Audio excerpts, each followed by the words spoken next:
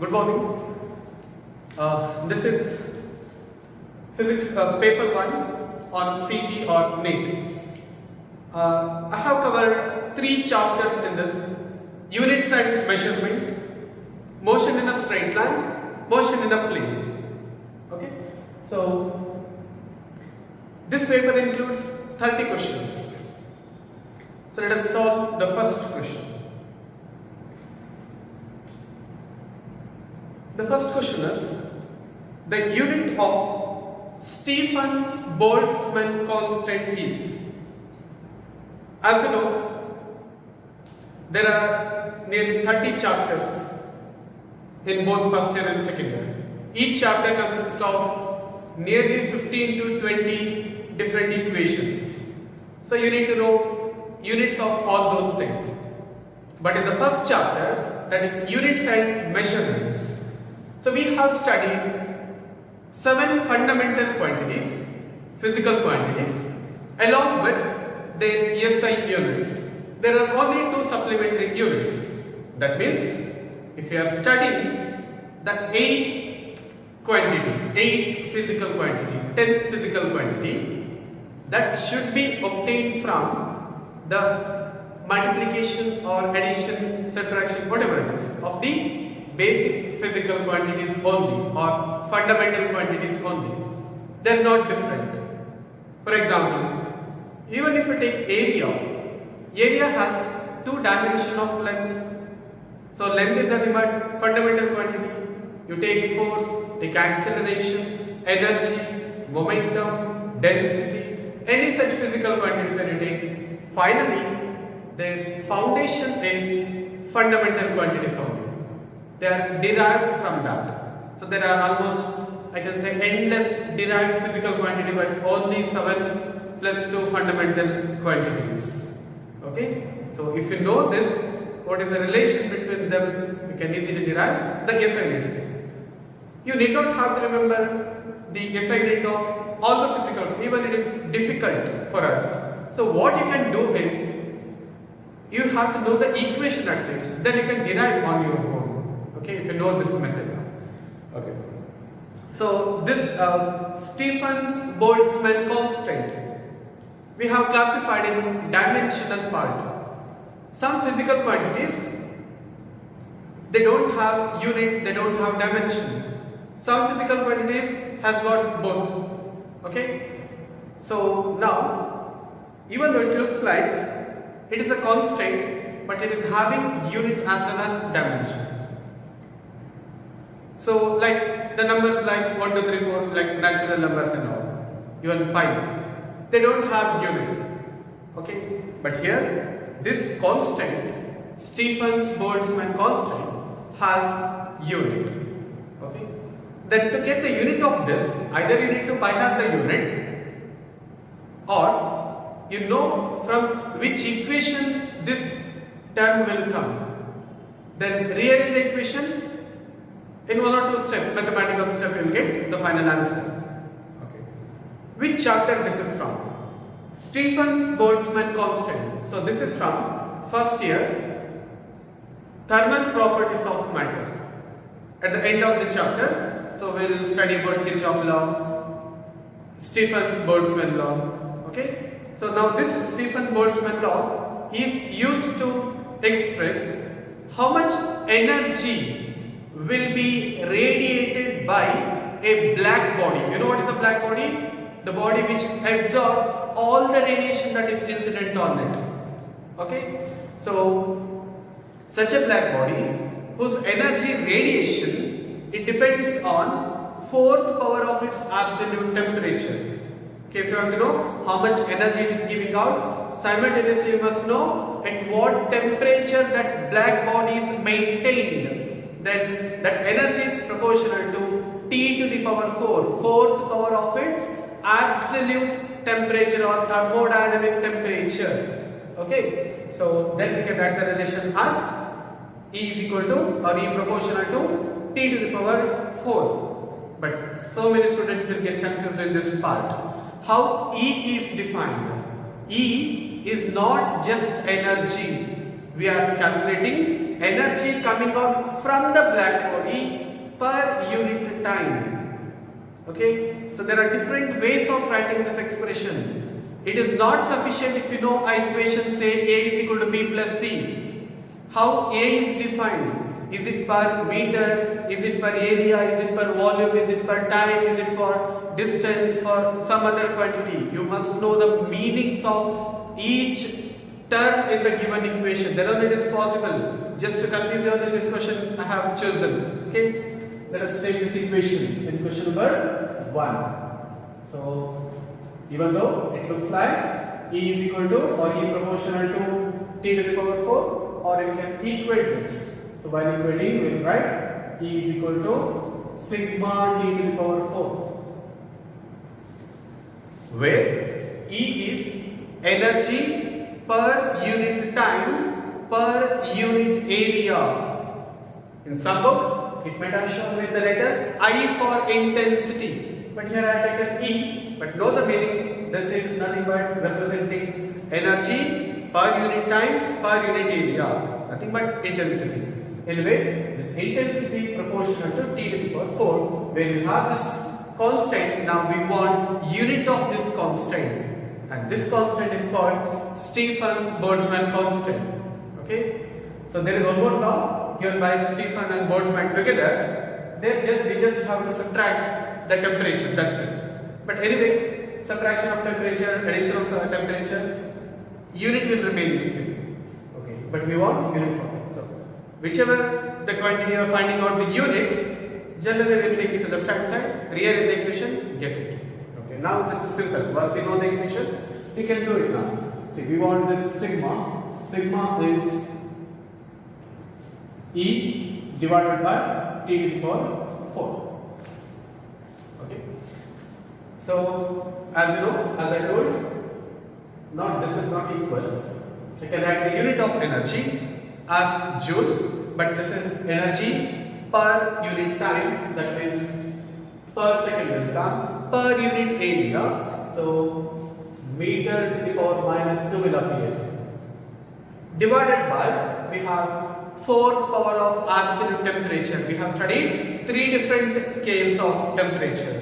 It can be expressed in centigrade, Celsius, Fahrenheit, or the Kelvin scale, which is the SI unit. But we want SI unit here. Therefore, get into the numerator, Kelvin to the power minus 4 it is.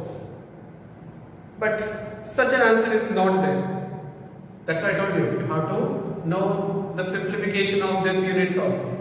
What is joule per second called? Joule per second is nothing but power. Okay? Power has a unit watt. Therefore, this is equal to watt per meter square Kelvin to the power minus 4. So, which is there in first option.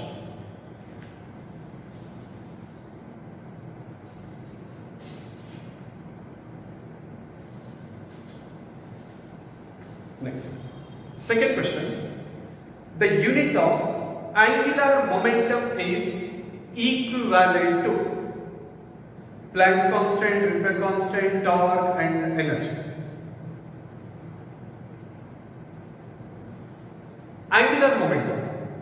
We have introduced the angular momentum in first year 7th chapter, system of particles and rotational motion. But the same angular concept we have again introduced, not we, Bohr, in atoms chapter. Bohr's postulates. The second postulate says that angular momentum is quantized. So there we have the equation which connects one of the quantity which is given in the option. We'll see which equation is that. That is angular momentum, if I can represent it by capital letter L, then L is mvr, but because of this quantization, we can write L is equal to nh divided by 2 pi, where N will take the values 1, 2, 3, 4 like integers. 2 pi, it's a constant. Then unit of h, the least constant available in the nature, Planck's constant. So that should be equivalent to the unit of L. I'm not saying that equal. It is equivalent. So equivalent to L. Okay. So your answer is Planck's constant for question number 2.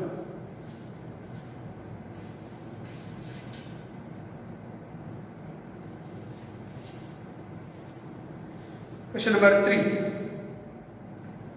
Dimensions. So in dimension, we take a physical quantity, so we'll raise its power. But to take that physical quantity, in mechanics, we can take length, mass, time, even temperature we have taken. In second year, we have taken electric current also along with this. Okay. Anyway, length, mass and time are the basic fundamental quantities that comes in mechanics. So we can raise its power to represent the dimension of a derived physical quantity. As a simple example, if I take the physical quantity say area, so area has got 2 dimensions for length. It has no dimension in meter, it has 0 dimension in time. So with respect to time, area won't change. So with respect to mass is also unaffected there. What do you think that? It has got length and breadth. So we say that it has got 2 dimensions for length. And we write the formula for dimension as L2. Okay, that is the way we write about the dimension. So here, some physical quantity is defined like this. P is equal to A minus T square divided by Bx. Meanings of such terms are also given. Here P for pressure, X for distance, T for time. So we need to find out dimension of not just A divided by B we have to find out. First let me simplify this equation. Okay, the given equation is P equal to, it is A minus T square divided by Bx divided by Bx. So P is pressure, X is distance and D is time, and we want dimension of A by B. One method is always LHS dimension should be equal to RHS. But in RHS it looks like quite complicated. We have a numerator like this, subtraction with raised power, denominator is multiplication. Maybe simplification for A by B is a bit difficult. That's why it's better to rearrange the given equation in terms of our necessity. That is, we want the dimension of A to B, A by B. So let me rearrange in that equation. Then it is easy for me to equate them. Okay, because we have dimensional analysis method. Okay, where we are using the principle of homogeneity, which says that LHS dimension should be equal to RHS dimension. So if I rearrange this equation, then it is pressure multiplied by distance, that is equal to A minus T square divided by B, but we want A to B, therefore let me write it as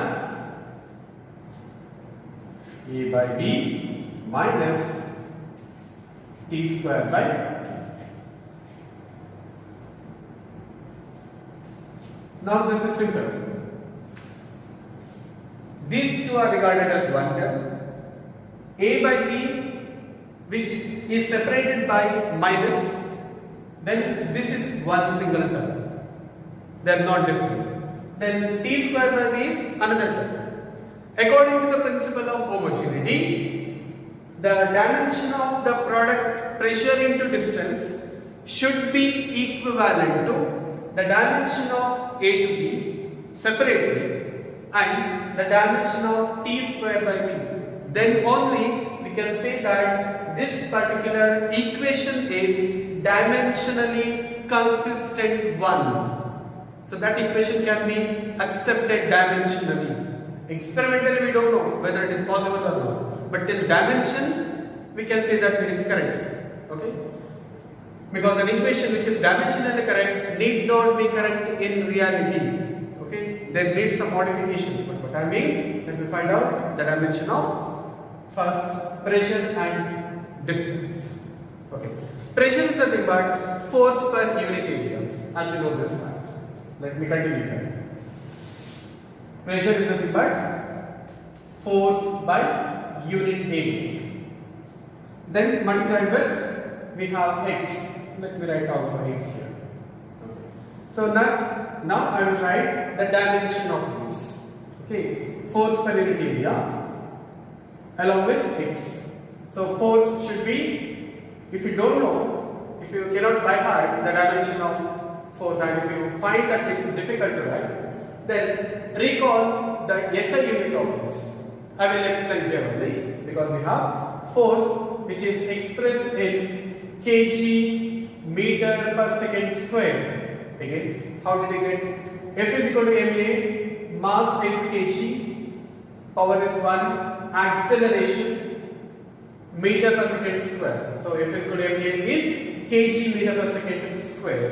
Therefore, we can easily write now the dimension of the quantity which has mass kg is m. But how many times kg is involved? Once.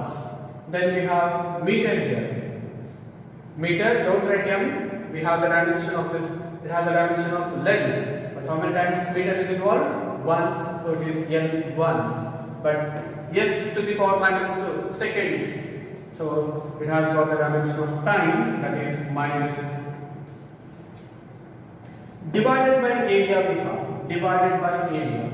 So divided by area, as I told you, area has got two dimensions for length.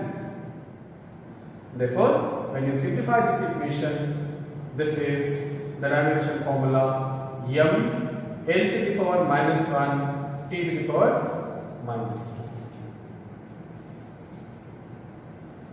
Okay. So here I wrote what is force per unit area. That is only pressure. Here x is not required. Okay. Now you know the dimension of pressure. Then we have pressure into x. Therefore, the dimensional formula of pressure multiplied by x will be the same equation multiplied with dimension of length, because we are given that x is nothing but distance it seems. So distance has the dimension of length. Distance, displacement, length, breadth, height, they all have the same dimension, that is L. Therefore I can cancel L and L to the power minus 1 here. What is remaining is m t to the power minus 2. M t to the power minus 2.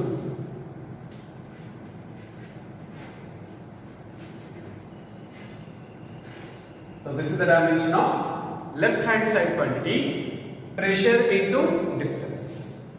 Okay. Let me not write it very detailed, because it is not as for your board exam. This is for CT. This much detailing is not at all required. Nobody will check your step, how many steps you wrote, and you have arrived at the final answer. What is important is how quickly and how correctly you get the answer. Okay. So I tell you the short method. First, this equation is given. We want the dimension of A to B in just one step. Here in this equation, you don't have, you have to write this, because you come to know that when you take the other side, you can written as A by B, and left hand side LHS should be equal to the dimension of this A by B. So just calculate the dimension of this B and X. That's it. That should be your final answer. Okay. So as soon as you approach this step, m to the power minus 2, then you see that this is there in option number B as correct answer.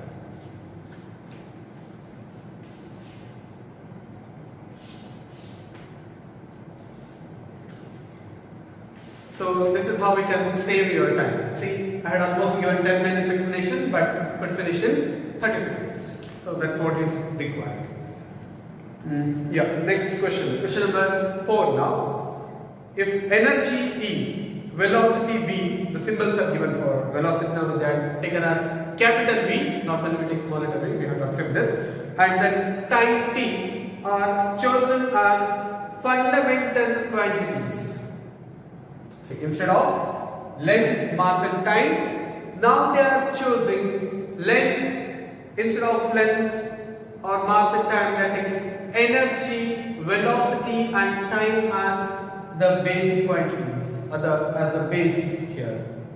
So if they can express them, then what should be the dimension of a dimensional formula for surface tension? First year, mechanical properties of solids, 10th chapter. Okay, so we study surface tension under the heading fluid statics. The studying properties of the fluids when they are at rest. Okay, one of the property that these liquids are possessing, okay, is the surface tension. Surface tension is possessed by the free or the upper surface of any liquid which is at rest. So such a liquid can possess extra energy.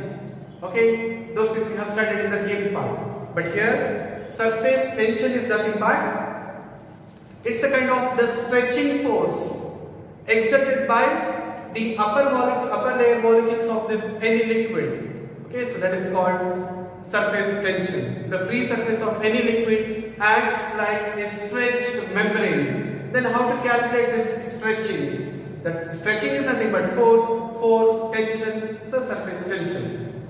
Okay, happens in the surface. So the name surface tension. But in order to calculate this mathematically, suppose if you see that this diagram now is representing the free surface of any liquid. So we have to consider some imaginary line on the surface. We are not going to draw a line there. There is an imaginary line. On either side of this line, the force that is pulling it, like stretched membrane. So this force per unit length, whose length of this imaginary line, okay, that is called surface tension. By formula, surface tension, if I can write it as yes, then it is force per unit length, F by L it is. Okay, obviously the unit should be Newton per meter. Okay, Newton per meter. Now we have to express this surface tension in terms of energy, velocity and time. Energy, velocity and time. Okay, instead of this MLT, EVT. Okay, so how to express this? We have to see the dependency. So because we have studied dimensional analysis, you know the applications of dimensional analysis. Okay, one is that we can check the correctness of the equation, whether they are consistent or not. Second thing is we can derive the units of various physical quantities in various system of units. And the third main application is we can derive the relationship between various physical quantities. Here what we are doing is nothing but we are deriving S in terms of E, P and T. That's it. But using the techniques of dimensional analysis. So first let me write, like the surface tension is depending on, see I cannot directly write S equal to EVT. What happens if I write S is equal to EVT? Then it means that energy power is 1 multiplied by velocity power is 1 multiplied by time power 1. Then we cannot say that this is surface tension, because the overall unit of this will be different from that of Newton per meter that is on left hand side. So you cannot equate directly. What we are doing is we have to find out what should be the power of energy, what should be the power of velocity and the time, so that when you multiply all the three, you will get the same dimension of surface tension. Okay, that is a way here, that is a logic. Write this, the dependency as first I will write the dimension of energy. Okay, that I will represent it as in terms of mass, length and time. There is no other method for that. Okay, so in terms of mass, energy can be written like this. Again, how to write, how to remember all these things in simple way. Which all are the physical quantities that will represent energy?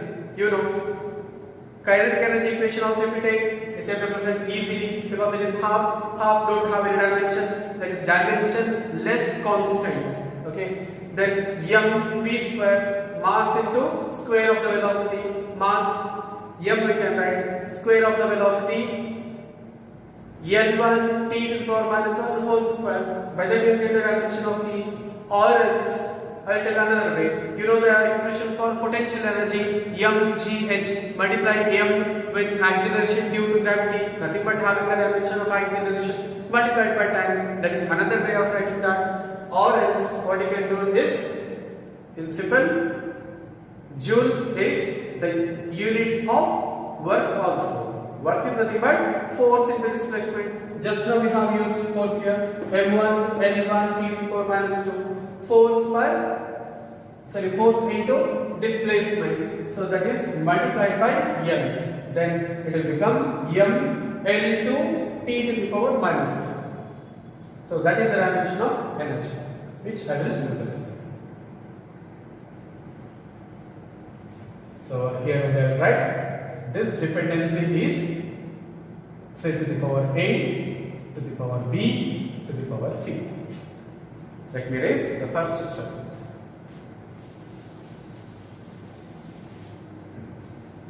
So we have to see what are the values of A, B and C. That's it. So now in the next step what I am writing is, I am writing dimensional formula or dimensional equation to be particular. Okay. So in dimensional equation there should be this square bracket on either side. In dimensional formula we just write yes. Any method is fine here because nobody will give marks for this. Even if you don't put square bracket, it's okay. So anyway, so as I told you that the dimension of energy is m L into L, it will become L2 t to the power minus 2. But this is nothing but only energy. But energy we have always, before only we have raised 3 powers by a, therefore this should be whole to the power a. Okay, next step will go a little faster. Then we have velocity here, velocity L1 t to the power minus 1, but whole to the power b multiplied by time. We have time which is given there. Therefore, it should be t to the power c, directly I write it inside. In the next step, let me write the dimension of surface tension. So, in terms of m, L and t, remember that. In terms of mass, length and time. So, as you know, this is force per unit length. So, if this is representing force divided by length. Now, this is L square, but for there it is divided by L. So, L and L we can cancel. What will remain is the dimension of this as m t to the power minus 2. M t to the power minus 2 it is. Okay. Now we shall simplify this. Here it is m to the power 8, L to the power 2, t to the power minus 2a. Again in the exam, you can avoid as many steps as possible. Okay. Okay. My approach is so that everyone will understand by seeing this how to derive. Once you understand this, go on skipping the steps. If you are good in mathematics, only hardly 3 to 4 steps will get the answer. Okay. So now this is L to the power b, t to the power minus b. Again multiplied by t to the power c. Now we'll write this as we have only one m with power a on RHS. So it is m to the power a itself. But we have many bases for length. L2 we have LB. Therefore, this is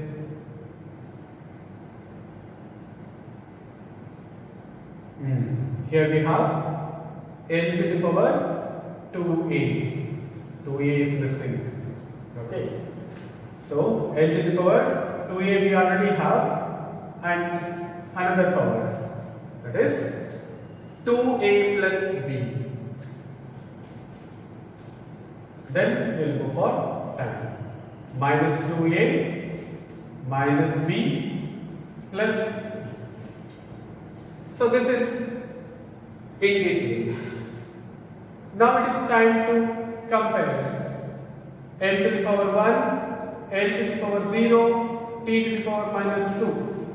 I am intentionally writing even though it is not required, so that for comparison, using the principle of homogeneity, compare the powers of M on left hand side, right hand side. Compare the powers of length, LHS, RHS. Again for time. First we shall take for mass. Then directly we will get the value by comparing the powers. A is equal to 1. A is equal to 1. If you really want to save some time in exam, you have to. A is raised for which quantity? Energy E. So in the options you check, if that is only one option is there with power 1 and rest all are E square, E cube, E4 or whatever it is, then choose that answer only. You don't have to proceed. You don't bother about other, because it should be the final answer. But if all the options include e to the power 1 only, that is because it is a equal to 1, then you have to check for second, the value of power of b. If not, then go for c. But always be watching what kind of option is given. Okay, be alert in this way.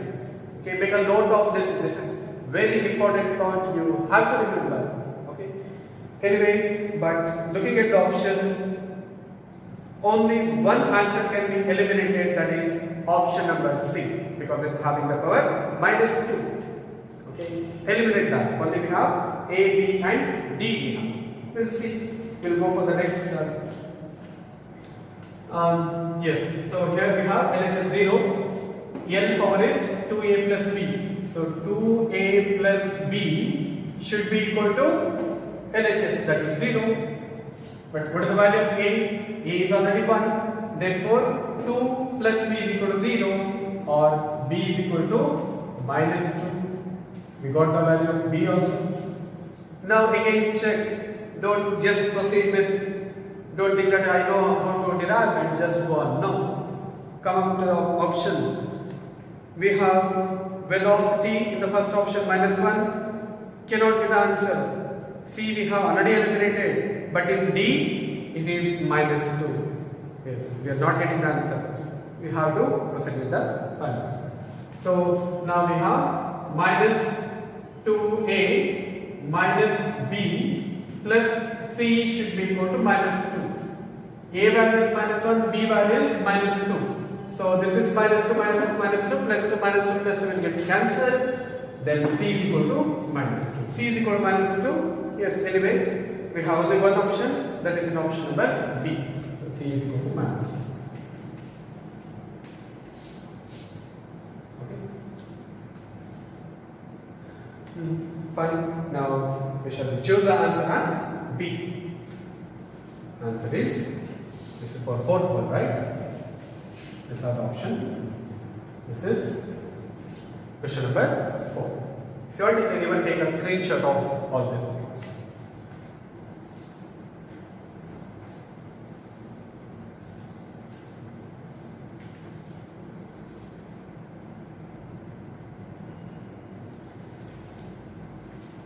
Okay, now question number 5.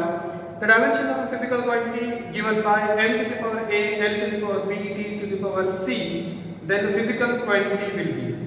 So for this kind, L to the power A, L to the power B and T to the power C, which physical quantity this particular dimension will represent given the values of A, B and C.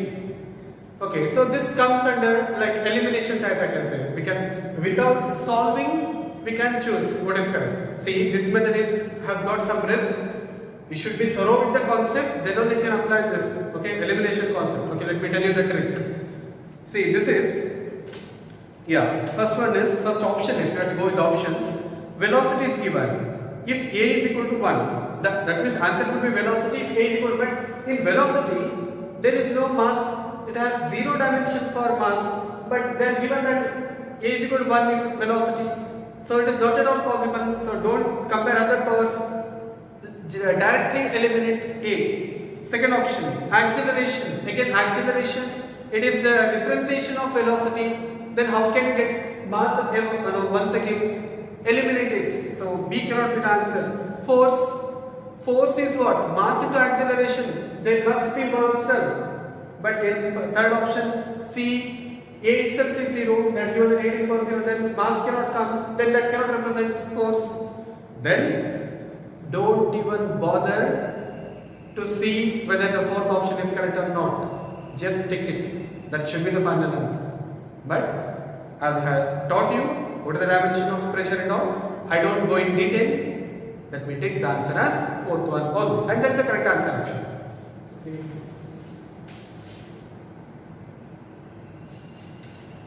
See, I have spent nearly half an hour for discussing 4 questions.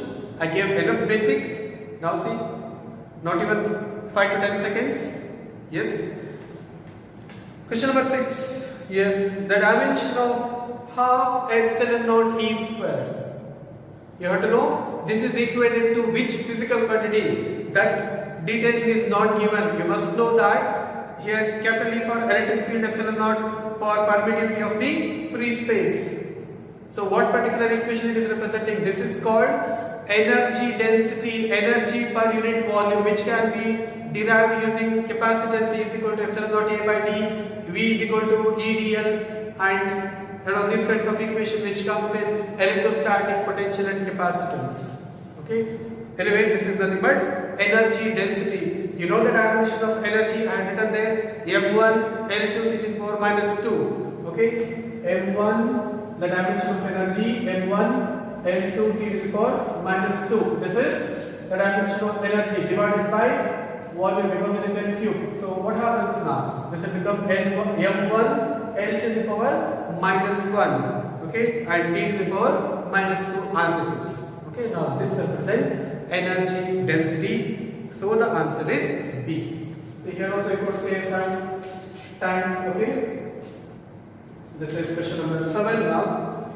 The frequency of vibration F of a mass suspended from the spring constant K is given by the relation. Okay, so the relation for spring constant, okay, its frequency is given. Okay, this is given as F equal to some constant C. So don't have any dimension. So m to the power x, k to the power y. Okay, this is given. It's the constant. Then what should be the values of this? Okay. Again, by dimensional analysis method, let me quickly tell. Write the dimension of this frequency, which has 0 power for mass, 0 dimension for length, but minus 1 dimension for time period, because frequency and time period are reciprocal to each other. Therefore, C having no dimension, mass simply m power x. What is K? K is nothing but force per unit length. What is the dimension of force? M1 L1 T to the power minus 2. So divided by length. Again, length you can cancel. So what is remaining is M1 T to the power minus 2. So this is the dimension of K. Whole to the power y. So this should be m to the power x, m to the power y, or I can together write m to the power x plus y, t to the power minus 2y. Now we have, you need to compare this powers for analysis and RHS. We'll do it. Mass is 0, therefore x should be equal to minus y. Okay, because of this. Then here this t minus 1 minus, so therefore minus 2y should be equal to minus 1. So y should be equal to half. When you know that y is equal to half, x should be minus half. That's all. So which is there in option number 4. You can just copy this.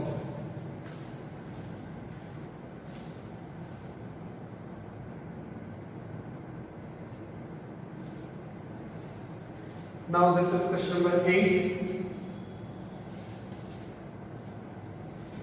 Each side of a cube is measured to be 7.203 meter. Then volume of the cube to appropriate significant figures. Nowadays, the calculator gives enough number of digits, but all the digits are not necessary. Therefore, we use the concept of which is significant out of the given digits, because sometimes the answer is having more number of significant figures, or the digits than the original number. So we need to restrict it to some place. So we have set of rules for that.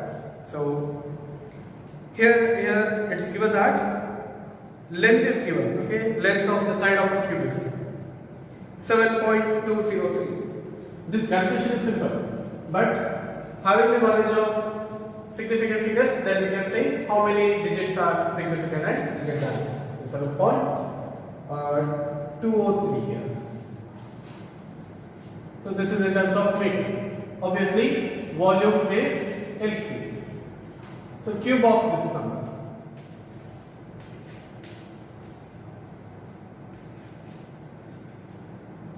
And you'll get answer somewhere around 373.754 like that will go on getting. Okay. But how many digits are significant? Here in this question only one number is given. Okay, only the length of the side is given. Then which is very easy. We just see how many significant figures are there in the original number. That is, this is a decimal number, right? This is 7 point. Yes. 1, 2, 3, 4. Even this 0 has to be counted because this is in between two non-zero digits. So including the 0, there are 4 significant figures. Therefore, our final answer should also retain only 4 significant figures. Rest all you have to round it off. So we can consider here 373.7. Okay, next is 1 and this, and we can easily omit this because this number is less than 5. We can leave it. So answer is 373.7. First option. So while rounding off, you need to also know this. If this number is greater than 5, the previous digit is increased by 1. What if this number which you are rounding or you are leaving is equal to 5? Then it depends which is the preceding digit. If the preceding digit is even number, then you have to make it 8. If it is initially even number, then this is left unchanged. So these are the rules that you need to follow, okay, in rounding of the uncertain digit. Okay. Then there are certain rules which is given for addition and subtraction, and separately for multiplication and division. Okay. Well, rounding off with uncertain digits. Okay, that we shall discuss in the next question. Now this is question number 9. Yes, here I can say. Subtract 0.2 joule from 7.26. Subtract 0.2 from 7.26.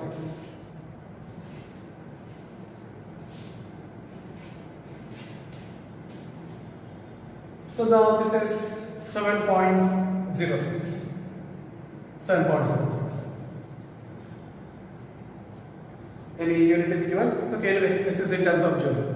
But don't readily rush into the answer that this is 7.06 which is given in second option. We have to consider about significant figures. Because this is not primary mathematics, okay, give the simple numbers and get the answer. No. We have to retain the number of significant figures in this. For that, as I told you, there is a rule for addition and subtraction separately, multiplication and division.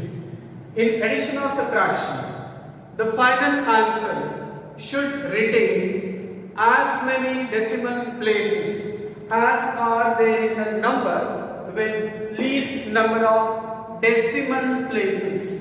Now given the two number, this 0.2 has got only one digit here. Okay, after the decimal. Only one number. Therefore, our final answer should also be having only one decimal point. But that doesn't mean we have to write directly as 7.0. Yeah, we have this in option number C. That is wrong. Then how to do this? As I told you just now, this number is greater than 5. So increase it by 1. Therefore, this comes out to be 7.1 joules. That is your answer. They can confuse you in all the ways. You have to be thorough with your concepts. Then question number 10. A body travels. Sorry, not this question. We have our 10th question. Yes. This is again on errors. The percentage error in the measurement of length and time period of a simple pendulum are 1% and 2% respectively. The maximum error in the measurement of G is. Okay, it's given that the percentage error in terms of length is 1% and that of time period is 2%. Okay, length is 1%, time period is 2%, and they need to find out what is the percentage error in the measurement of acceleration due to gravity. Okay, so we have classified the errors: absolute error, relative error, and then percentage error. This percentage error is very easy. You have to just take the percentage of it when you know how to express the relative errors. Now, what should be the basic equation while calculating all these things? Where do you get length, time period, acceleration due to gravity all together in a formula? And that formula is nothing but which you studied in oscillation, and even you have derived that. Okay, the time period of oscillation of a second pendulum or simple pendulum. Okay? And the time period is given by the formula T is equal to 2 pi square root of L by G. We want percentage change in acceleration due to gravity. Therefore, this will be under root. So when I rearrange the formula, what happens is G square, squaring on either side, 4 pi square. I'm not going to write, we'll write it. So of no use, we are not finding an error in this. That's a constant. Okay. Then we have L by T square. Okay, not this, sorry. This is G square. Yes. Now we want percentage error, right? So first let me write relative error delta G by G. Okay. Or along with this percentage error. I can write it has no values, so this is L. This can be written as delta L by L. Again, this is the rule to write the relative error in terms of product or quotient. Now this is a quotient, then L is written as in terms of relative error as delta L by L. Then we have to separate this by plus. Whether it is L into T square or L by T square, we need to use this positive symbol here. Then we have here one quantity whose power is raised, so that many times the error will be involved. So it is 2 times. If it is 3, then 3 times like that. So this is delta T by T. Don't write it in the denominator and simplify. Okay, it should be in the numerator only. So this is the way. Whole into the and values are given. This is 1% it seems plus 2 into 2%. So this is totally 5%. So 5% is there in option number D.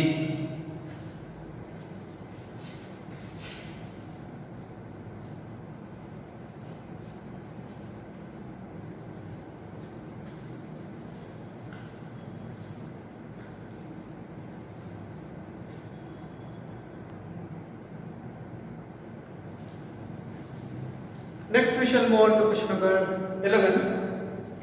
The physical quantity U is given by the formula AB square by CQ. AB square by CQ. Whose synopsis I have already discussed in the previous question, that is question number 10. and you know how to calculate this percentage error. Here percentage error in A, B and C are given as 1%, 2% and 3% respectively. You know how to write this. So the percentage error in U, let me only write symbolically. This is the multiplication factor, so this is, and the percentage value here, this is 1% plus B square. You know, if it is B square, you will write 2 times percentage of B. And what is the percentage of B? It is given by 2%. Plus we have to separate. We have to separate because it is in the denominator. So we have to separate this by positive symbol. You know this. So plus CQ. It should be 3 times the error. 3 times. What is the percentage error in C? It's given. It is also 3. So it is 3 into 3%. 3 into 3. This is 9. 4. 2 into 4. 9. And this one 1. So it should be 14%. This is the answer in question number 11. So which is there in option number 4. D. Next is question number 12. In question number 12, what is the fractional error in again acceleration due to gravity calculated from the equation T is equal to 2 pi square root of L by G. Given fraction errors in T and L are plus or minus x and plus or minus y. Okay. So how to solve this? It's given that the formula is T is equal to 2 pi square root of L by G. We already used it once, so because we want G or delta G by G we want. So square and rearrange this equation 2 pi is relevant, so this is delta L by L, okay, and its percentage change obviously, okay, and we have this T square which goes to the denominator, so we have to write it as 2 times delta T by T. It's given that the errors, the fraction errors that is in, okay, actually we don't want percentage, yes, percentage is not required. What is the fraction? Relative error in T1. What is the relative error in the measurement of T? The relative error in the measurement of T is plus or minus x. And what is the relative error in the measurement of L? That is plus or minus y. So, in the measurement of L, it is y plus 2 times delta T, it is x. So 2x plus y is the answer. 2x plus y. Yes. So this should be option number C. Then we'll move to question number 13. Now, question number 13 onwards, these are from motion in the straight line. The one-dimensional motion that we have studied last year, which involves the concept of distance, displacement, difference between them, okay, the various graph for position time graph, velocity time graph, acceleration time graph we have studied. So we have derived the 3 kinematic equations. At the end of the chapter we have studied about the concept of relative velocity in one dimension. So I have included the problems on all these sections in this paper. Okay. Question number 13. A person traveling in a straight line moves with a constant velocity v1 for certain distance x, with a constant velocity v2 for next equal distance. If you can consider total distance as 2 times s, we'll denote the distance as s. Total distance, let me take it as 2s, not s. Only for my problem will be simplified. That's why. Okay, consider the total distance itself as 2s. Like we were defining dipole moment, distance as 2a. Similarly, I will take it as 2s. How this will be helpful? Look at this now. It's given that this particular person is traveling first half of the distance with a velocity v1 and next half with a velocity v2. Okay, the average velocity v is given by the relation. Which is the average velocity? What is the average velocity? Okay, to find out average velocity, if you know the formula for average velocity, directly you can substitute. Otherwise, let me give the detailed step. Look at this. So left hand side is average velocity, or simply v I can take average velocity v. This is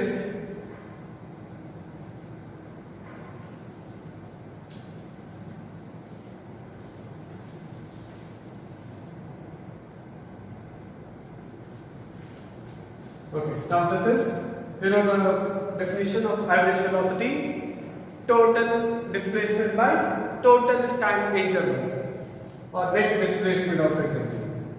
Okay, so but in the given options, they are all okay. Any you can take yes or x, that depends, no problem. But I have taken yes. Let me take this distance as yes and yes. Then the total distance. So total distance can be written as 2s divided by total interval of time. So total interval of time is, will take, say, he is taking t1 time for this and t2 time for the second half of the journey. Therefore, the total time should be t1 plus t2. As in all the four options, we don't have time term, neither time term nor even displacement term. So we need to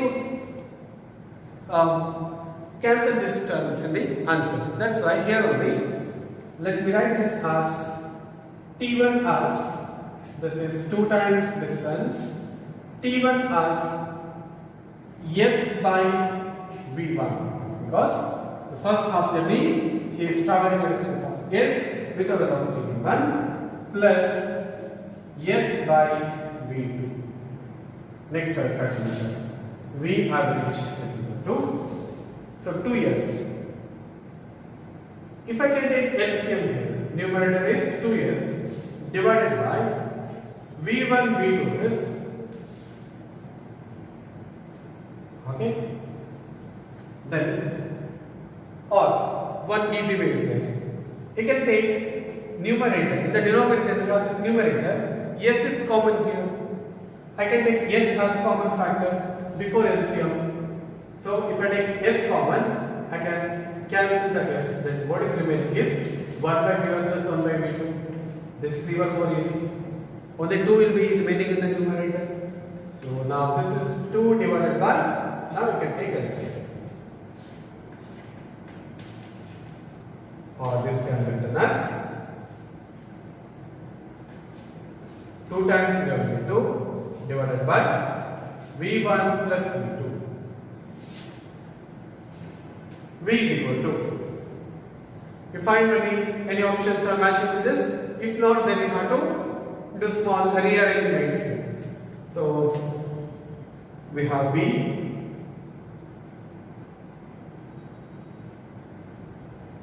we'll take v into v1 plus v2, or else let it be v, that is 2 times, or we'll take this 2 to the denominator, because in the given option we'll write this.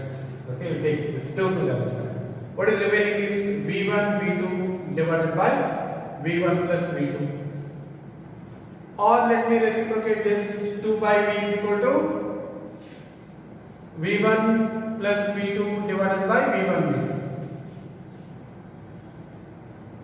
Now look at the option, I think in option number C. Yes, this is 2 by v.